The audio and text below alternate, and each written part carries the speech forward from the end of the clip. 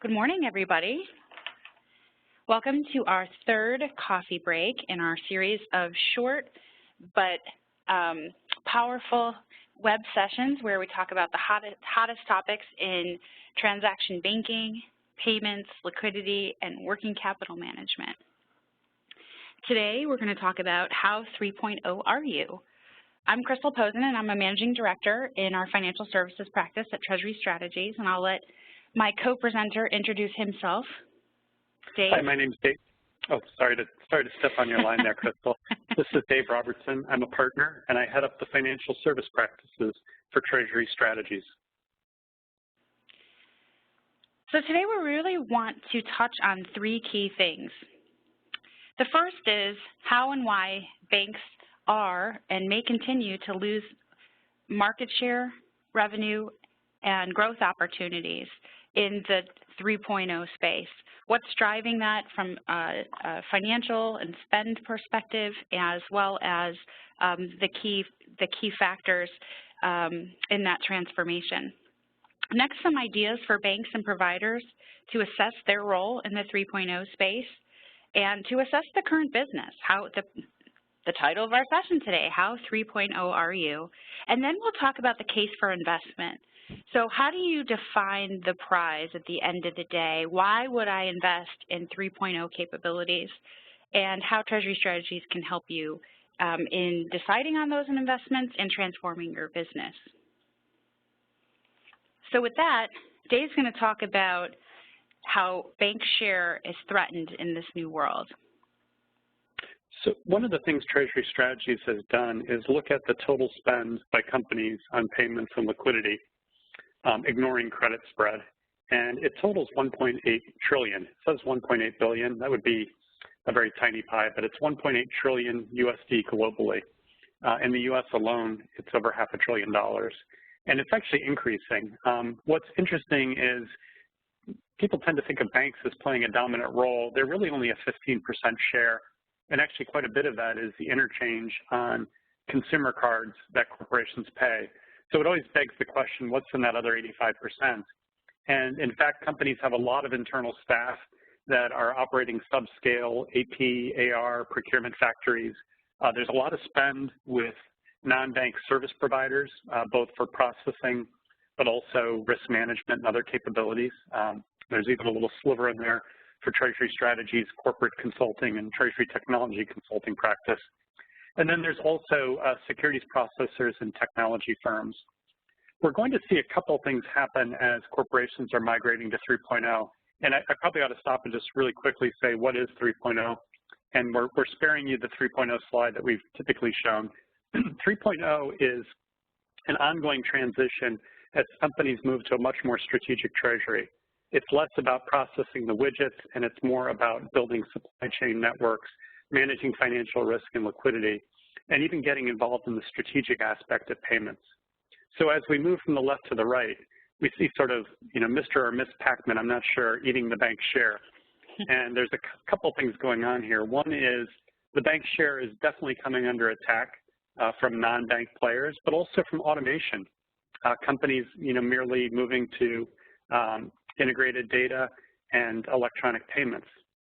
But this pie is also getting bigger because companies are spending more money on financial risk management, but they're also hungry for the analytics around the payments transaction. We're seeing spend shift to the CMO, and we're seeing the CMO look for analytics around customer buying behavior. And we're also seeing companies get very serious about the payment experience. So the real risk we see here is sort of twofold. One is the core banking market is being compressed and declining, and the 3.0 opportunities that are strategic and value added are really being grabbed by the non-banks, leaving the banks on the sidelines in this space. Okay. So Dave, I'll add. Question. Oh, sorry. Sorry, I'll add to what you said and just mention that the 3.0 transformation is occurring on the client side across all size companies. And we've actually seen quite a high level of adoption, smaller businesses, of more 3.0 transformative types of solutions than we have even on the large end of the scale. Yeah, that's a great point. And it's very interesting. If you look at the non-bank startups in this space, a lot of them are really focused on consumer-to-business payments on the small business space, really building out capabilities around accounting packages, billing, financial management, and then also in the supply chain space. So I think the question is, if you're a bank and you're focusing either on extending the life cycle of your current products or maybe even getting into the 3.0 space, that clients are looking for more integration, more advice and intelligence, and that raises the question, are you set up to deliver that today? And generally the answer is no. So how do you go about transforming both your delivery structure, but also your operating model, your sales, implementation, and your service?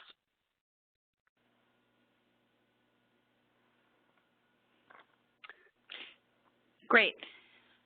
So as we think about banks' role in this transformation of the payments and liquidity business, we think about three primary types of roles, and we use an analogy here. So we have an architect, and the architect is really the person you hire to design the big plans, build the dream house, have that future-looking vision of what it is you really want to achieve. And the builder, the general contractor, is the person that really brings that together, really helps design functionally how things are going to work together, how the plumbing fits with the electric, fits with the air vents, et cetera, and really helps make the architect's vision a reality. Meanwhile, you have the plumber who really deals with the nuts and bolts of how, and we've picked plumber, but how, water moves through the house and the detailed design of making sure the pipes don't leak, and, you have that sort of real detailed then execution, as a key partner to the general contractor. And the role that banks have played through Treasury 1.0 and 2.0 has been initially sort of plumber, right? We focused in the early stages of the business on execution, just, payment settlement. And as we moved into the 2.0 space, we became more builders of broader solutions that not only settled transactions, but then provided more robust data around those transactions. As we move into the 3.0 space and we think about all the components of that across the business model, we see a role to move into an architect space and working with your internal partners to do that, but really helping to design the vision of how all of your functional areas work together to deliver a 3.0 business. Because as Dave mentioned, we're not just talking solution set and products in the 3.0 world, but we're talking about how they're accessed, how clients experience them, how they can buy and set them up, so and how they're sold. There are really a lot of components of the 3.0 space. So we see the role of banks migrating, into that architect role, or at least working with partners who play that architect role to think about the broader design of the business and not only how clients experience it differently, but as Dave mentioned, the sort of flexible architecture and the different design behind where the industry is headed. The graphics on the bottom of this page are really two kinds of approaches. I would say the one on the left, creative extensions to the current solution set or to the current business, is more, I would say, between 2.0 and 3.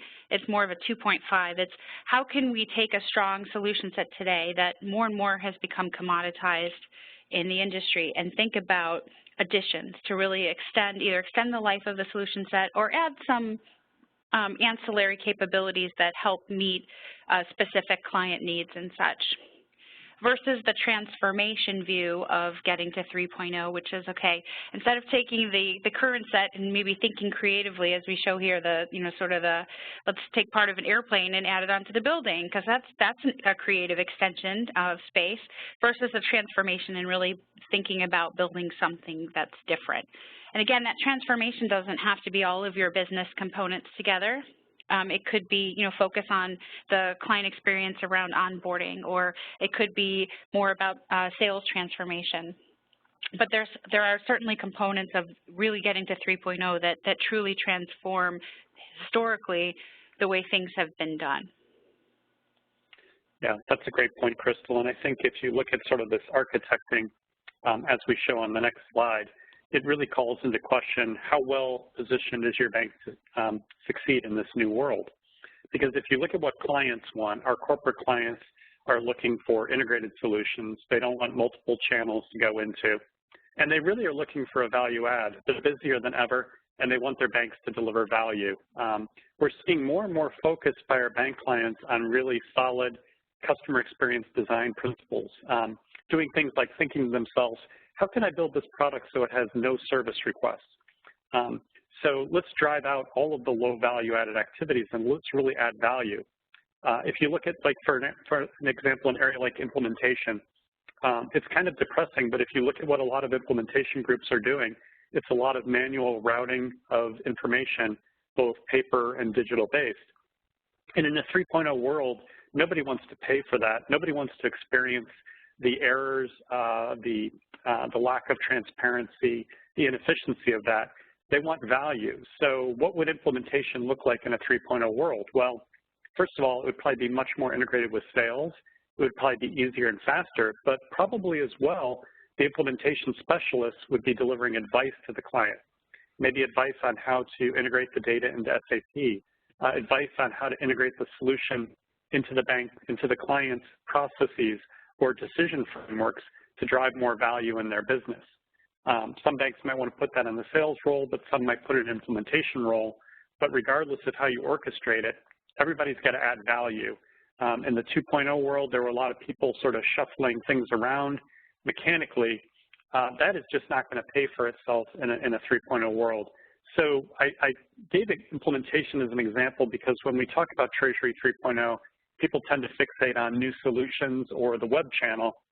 But the transformation that we're really seeing, in addition to the solutions, is across the operating model. And I think for sales, it's another example of if you're going to go in and add value, how do you do that? How does the sales process create value? Can you measure that? Can you convey it to the client? Can you get paid for it? We'd be remiss as well if we didn't talk about the strategy and management. If you think about that 3.0 space, if you're really going after things that are done internally by clients today, things that are done by service providers, things that are new needs that are emerging around risk, liquidity, customer experience, marketing analytics, you're really talking about a space globally that's $1 trillion. And, you know, that'd be great to go after the whole $1 trillion, but 3.0 is really going to be about making choices. How do I want to compete? If I'm competing on customer experience, how do I drive that beyond just sort of a buzzword? How do I actually measure customer experience? And can I measure it at each touch point, each stage of the process? How do I know what's valuable from a customer experience standpoint? And how do I know that over time I'm getting paid for it? So there's a lot of strategic issues around really being far more disciplined about the business, designing a unique model, identifying which segments to pursue, which propositions to offer, and then how to align that value to a pricing approach, which may look radically different than what's been done in the past. So in essence, this is sort of a call to action for all of our bank clients to look at their business and identify where are you on the 3.0 path, and if you're not far along, where do you want to get to, and what are some paths to getting there? So I think in general, if we turn to the next page, this sort of demonstrates the business case issue here. We've seen relatively modest or flat fee growth, and we're projecting some decline in deposit spread due to the liquidity coverage ratio and other regulatory impacts. So we're facing a very tough set of headwinds in the core business. I think there's sort of two angles here. One is, how do we do the core business more efficiently, or how do we grow at the margin? But the other business case is, can I create new revenue streams and expand the scope of our business? If you really take a hard and cold look at your business, the core business is attractive, but it is in a maturation phase. The time is now to reinvest in new revenue streams. Crystal, what are some ways that we can help people in this area? Thanks, Dave. Well, really thinking about the life cycle of putting together a strong 3.0 vision for your business. And it really starts with defining 3.0 for you. What does 3.0 look like for your bank, for your clients, in your markets and competitive space? So as Dave mentioned, 3.0 is about choices. You know, we can't transform every part of our business at the same time, and we might not want to. So really helping to put a framework around the assessment of where do we have the best opportunities to improve our share and our competitiveness, and really make more of a transformation toward 3.0, looking at your current state and determining where those opportunities are and evaluating those options, having a real clear vision of what's at stake, what's the prize at the end of the day. To Dave's point, you know, the metrics are different in a 3.0 space, and everyone is trying to grow this business right now. So something's got to change. How do we define what's the prize for us? What's the case for investment here? You know, we look at an industry where fees have been relatively flat for a pretty long period of time, and yet many of our clients have double-digit growth goals over the next 1 to 3 years. You know, how do you reconcile that, and how are you going to achieve that without transforming some part of your business? So really helping to prioritize and where you should spend those dollars and make those investments. And evaluating the options on how you get to 3.0. You know, transforming sales processes in a sales model, you know, that takes time. How do you think about going about that? Do you need, you know, whole new organizational structure from, you know, the head of the corporate bank down? Does that all need redesigned in alignment with that? When you think about the solution set, again, you know, always think about partners versus, you know, what we integrate into our own environment. I think there have been some really interesting examples of new kinds of partnerships and the value that they deliver to clients.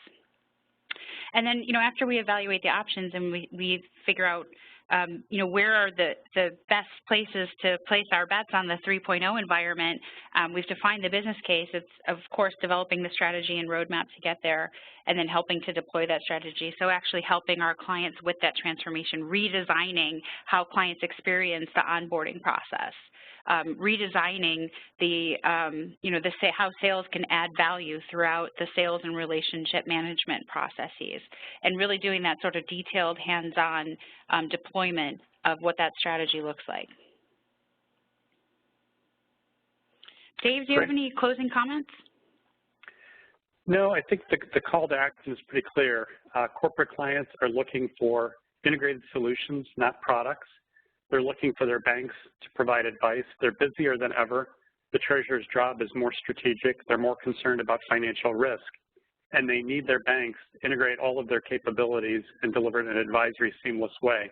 And I think once you do that, you also merit the opportunity to sell product extensions to the client. If the client realizes that you are taking a holistic view of their business, there is an opportunity to sell a broader solution set.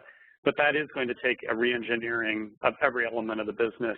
And this is a generational transformation. It doesn't have to happen tomorrow, but you've got to have steady progress on the path if you want to maintain pace and remain a leader in the industry. So we thank everybody for attending. We're going to have a coffee break webinar each month in 2015. We'll be sharing information on those each quarter so that you can register.